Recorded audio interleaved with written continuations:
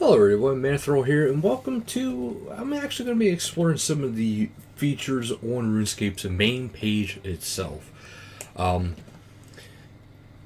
part of this comes from actually a viewer who had requested a bit of an assistance with, a low-cost flipping. And when it comes to flipping and merchanting, it's never 100% easy,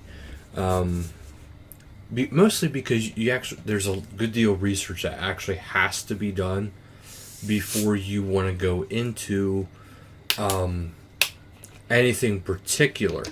And the best way to find anything that's really at its low point is to actually look at the price falls section. Main reason being is because there's certain items that are going to drop real hard, but eventually go right back up. And the reason being is because of their uses. And a big thing of uses is like white berries and potato cactus. They're a little bit of a higher investment, so you might not want to focus on those.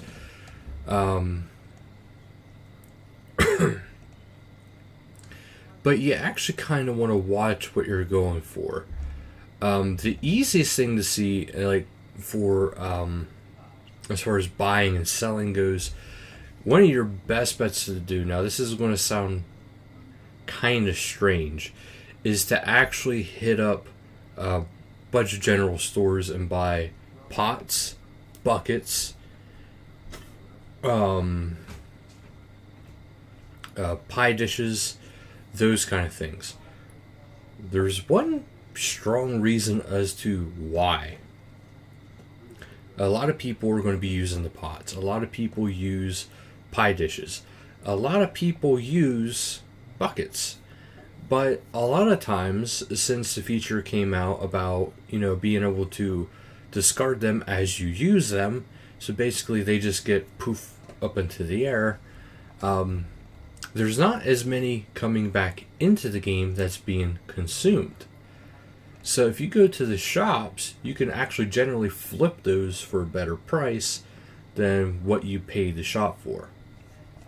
Now that might not always be the case, because you got to keep in mind, for example right here, a cake tin.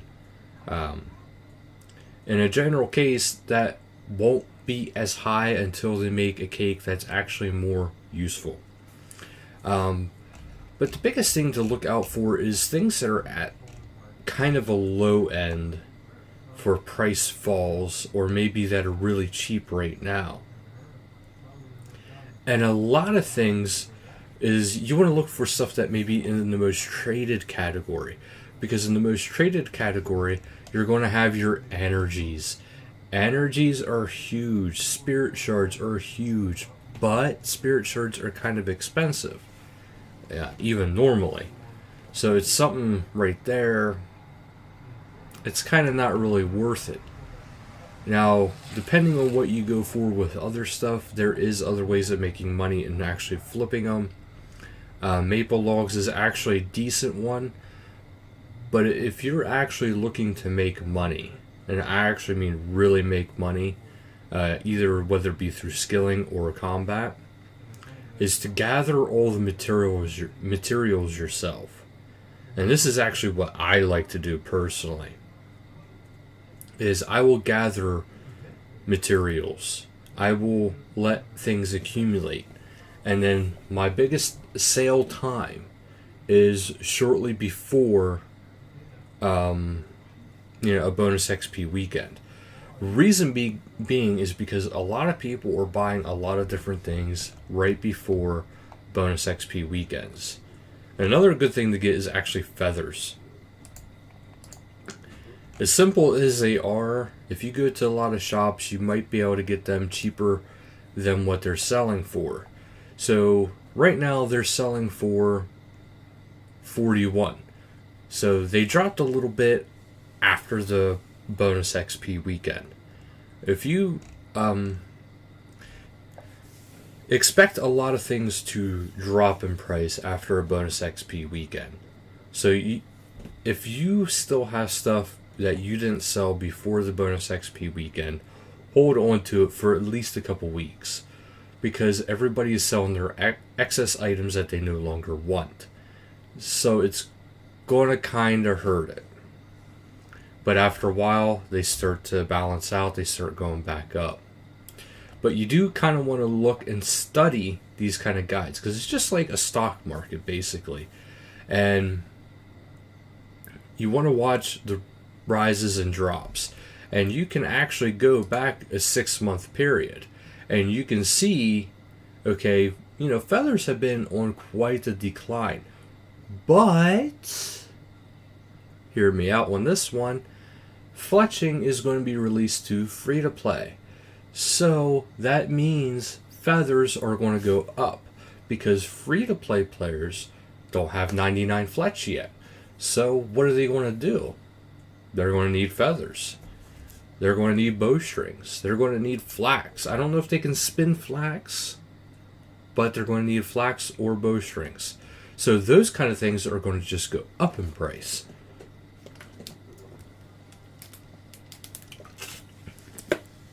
For a bit, I should say. So, if you really want to be a good flipper, my method would be to study and look up different prices of items. You might not want to look at just the Grand Exchange main feature, which is in the community tabs, by the way, on the main page. So it'll be right there. It might not be just that, because you also have to think about street prices, because it doesn't always take into account for street prices. This is just the current trade value in the Grand Exchange. So by the time it updates, it could be maybe a little bit different than it is currently on here. It's hard to actually say that. But you want to look for, okay, what releases are coming this month? What releases are coming this year? That's why personally I follow RuneScape and a decent amount of JMods on Twitter and on Facebook. Reason being is because on these social media sites, they tend to kind of let little hints out, leaks out, not to give stuff too much away, but to give you an idea of what might be to come. And not to mention, if you watch the Q&As or anything with dev blogs and stuff like that, you'll find out a lot of information. So the most successful people who, when it comes to flipping, especially at a low cost, there really won't be a low cost, high yield, because you're going to have to kind of start low and then gradually build up. But you don't want to have, me personally, I wouldn't want to have too much of a high risk, high yield, because if you do that, it's going to kind of mess it up. This is why I would kind of actually like to see merchanting in RuneScape, because as silly as that might sound, if you go into a trade stock market, it could actually be quite interesting. Especially depending on how they do it. And the perfect scenario would be in Kildigrim. Now, they would need more than Kildigrim, because that is quest-oriented content, but it could be very, very interesting. Especially, the NPCs actually have companies, and maybe you work with these companies and you don't work with these companies, that kind of stuff. But let's not get off topic here. But the main thing is, if you're going to be merchanting, really watch carefully, really pay attention to any upcoming releases. Look to see how something's going to be released. Because as we know, mining and smithing is being reworked. Now, from what we currently knew, that certain levels beyond Rune were not going to require coal. But the idea also came that coal could be useful for making ores a little bit faster at higher levels. Bars, sorry. So it could be being used as a catalyst in the future and just be completely gotten rid of. or it could stay the way it is, or it could be. It's hard to say. So coal is one of those right now where it's very, very hit, kind of touch and go kind of thing. But you do want to watch out for releases. That's the main thing. But there is certain things that are generally going to be consistently making you money, and that's going to be your stuff like pots, pie dishes, maybe vials. I can't guarantee that one, but I know pots are, buckets are. Those two are definitely big ones. So kind of go with that. But if you're really looking for money making methods, go through your skilling and combat. That's going to be your best way. Merchanting can get you some pretty good money, but you have to be patient. And if you're doing that as for your primary money making method, it might take a while. Reason being is because if you're buying, items. Let's say you start low and you start working your way up to gear. Gear is one that's very fickle, because gear can come, it can go. You can make money, you could be losing a lot of money. It all depends on the uses for it, what's in demand. And right now, a lot of gear is kind of been consistent for a little while. And you got to figure, once mining and smithing comes out, a lot of gear is actually, or a lot of current gear is going to take a hit. Like Barrows is going to take a hit, because that is the strong. Or Dragon's going to take a hit too, because the only reason why Dragon's going to be popular anymore is because of this nostalgic type stuff. Unless they start doing something special for Dragon. Barrows is going to take a bit of a hit because it's the easiest gear to get without being really high level for Tetsu. To be able to make on your own. But since there's going to be stuff that you're able to make on your own before Tetsu, it's probably going to hurt Barrows a bit, unless the stats are that appealing that some people are still going to want to have it. And not to mention, who's to say, maybe Barrows will become free to play in time. It's very hard to say. If it becomes a free to play equipable, you better believe Barrows is going to be very expensive. Because free to play, while they may not be able to get all the stuff members do, they have a lot of money. They have a lot of gold.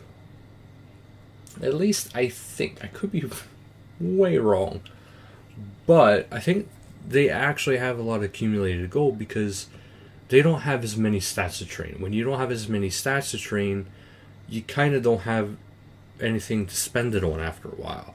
So that's personally how I would look at all this stuff. But if you are going to be getting into flipping, like I said, use the Grand Exchange tab as a guide, but not so much as a actual factual blueprint. Use it as a loose guide, if you will. And then, take the ones that are consistently the same that you can actually get for cheaper. Like I said, the clay pots and stuff like that. But if you're really out to make money, do try to, do skilling and do combat, because that's going to be where the chunkier money comes from. But I hope you guys enjoy this. I hope you find it a little insightful about flipping. I'm probably going to do some more research into flipping, and maybe have a few good items, or current good items, and really good examples to show for the low flip costs and small to decent profit range. But I'm thinking probably the best bet would be to actually, go out and do skilling. And I think personally, one of the best ones to do is right here. Energy for divination. Because once you hit the level to be able to get incandescent energy, ba-boom. it's going to keep going up. It was dropping there for a bit, okay?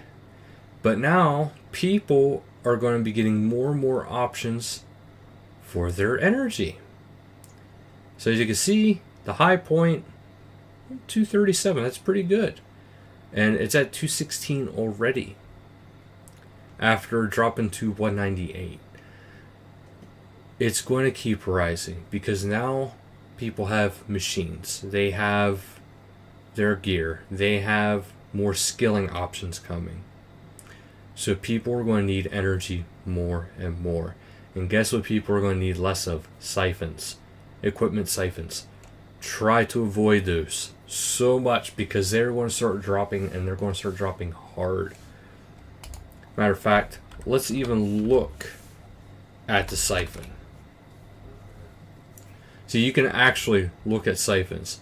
Now as you can see, the crystal tool siphon is actually kind of expensive yet. But the equipment siphon is steadily dropping, and it's been dropping ever since the release of Invention Batch 2. Why? Because once you hit a certain level, you get to keep your siphon. It no longer takes your siphon, and it's a relatively low level. I think it's around level 60 in order to keep your siphon. So siphons are just going to plummet, and all you need is one siphon. So just keep that kind of stuff in mind, because it went from being 295k all the way down to 244k, and it's probably going to keep dropping. To be perfectly honest, it's probably going to keep dropping, because if you look at the whole ratio, it was really low back here compared to now. Well, compared to here. But it's going to keep dropping. It's probably going to stay down here, if not even go lower than that. It might be an item that's 100k tops, because the only people that are going to be using it is people who don't have level 60 invention. But that'll do it for this little tutorial into flipping. I hope you guys find it helpful. If you guys think that there should be more discussed with this, of course, I'll look more into it. I'm probably going to be looking more into it as is, to see if I can't find some key points, some key items. And I might even actually have it where I have a particular item or two per week that I might suggest, and they might go along with the Hardcore Iron Man update video. This way there's a little bit more meat to that video. It'll be a Sunday video, and there will be quite a bit going on with those videos. So thank you guys so much for watching, and until next time, later guys.